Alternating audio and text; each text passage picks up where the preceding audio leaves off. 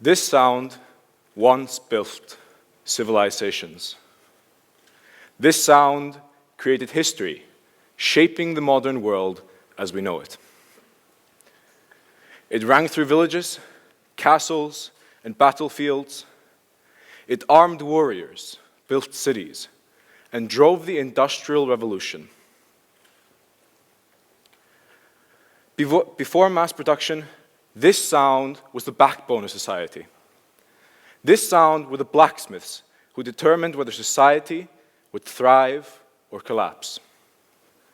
They made the tools for farmers, leatherworkers, warriors, carpenters, hammers, axes, hatchets, saws, hoes, swords, daggers, nails, horseshoes, chains, even railroads. Blacksmithing was one of the most important traits in human history. But now, it's almost extinct. When was the last time you've heard of a blacksmith? No, not in a video game, not in a fantasy book. I mean, real modern day blacksmiths. Chances are, most of you have never heard of a blacksmith. Never seen a forge. Never heard that sound in real life. Yet, the question that truly challenges us is this. When was the last time you held something made by hand, something built to last? Now I want you to answer that question for yourself, because this question asks us beyond blacksmithing, beyond handwork, to something fundamentally human. But blacksmithing today isn't just history.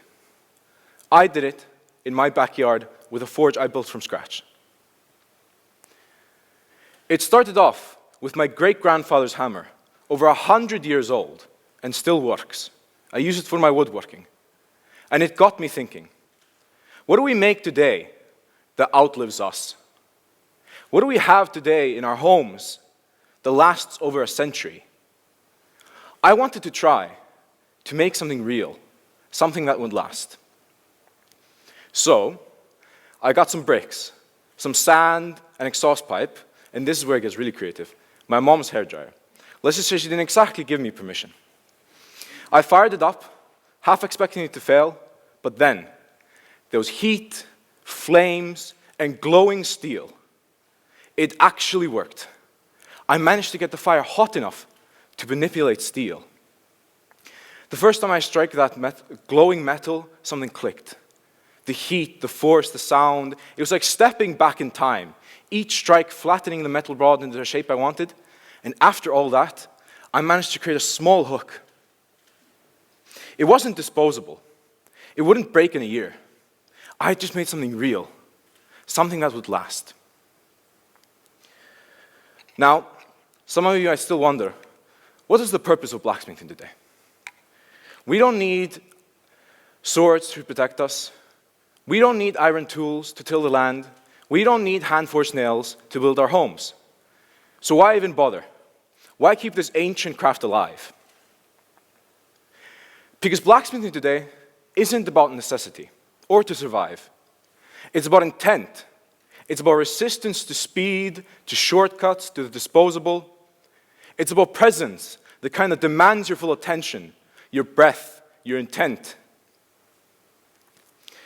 In a world overflowing with cheap, mass-produced things, blacksmithing demands you to slow down, to strike with purpose, to fail, to try again.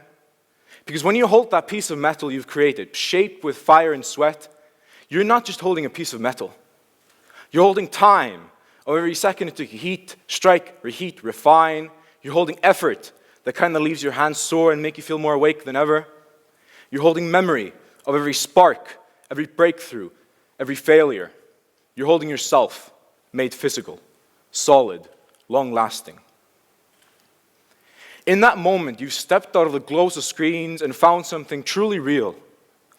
Something you can touch with your own fingertips, something that touches you back and you feel it carrying the weight of your effort, your soul, and your intent. It becomes more than just a thing. It represents you.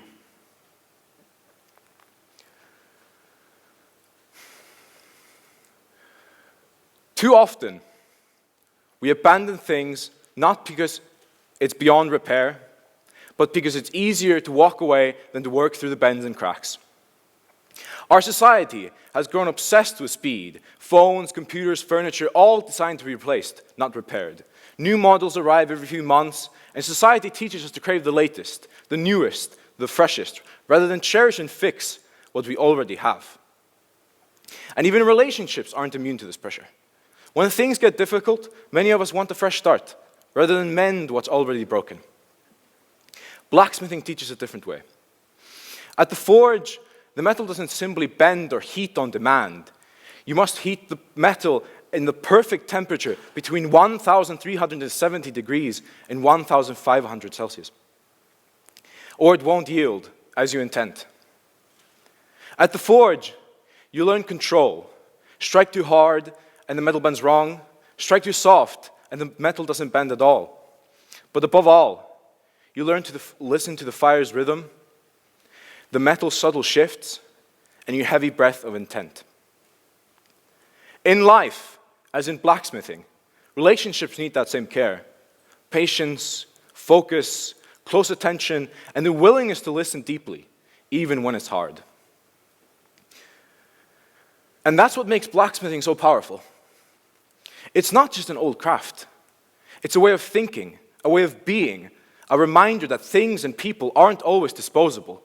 And with enough care, things and people can be reforged.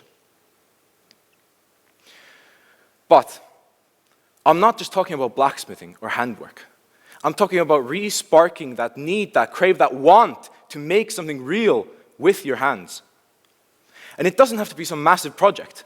When I was small, I used to make these little wooden figurines out of a simple knife my uncle gave me. Those acts of making, they mattered. And I've seen others waking up to these old crafts across the world, not out of necessity or to feel alive, but to slow down, to connect. It's more than just nostalgia. It's a way of being, a way of thinking. It's a movement back to something fundamentally human. Because we live in a world filled with cheap, mass-produced things, the act of working with our hands offers us a prayer and precious gift. Presence. The act of working with our hands pulls us away from distractions and brings us into the moment where creation happens, where meaning is made. We, as humans, are reminded that we are makers, shapers of our world, capable of patience, focus, and care. That sound on the strike on the anvil, it once built civilizations. But today, it can still build something just as powerful, or even greater. A connection to the world, to others, and to ourselves.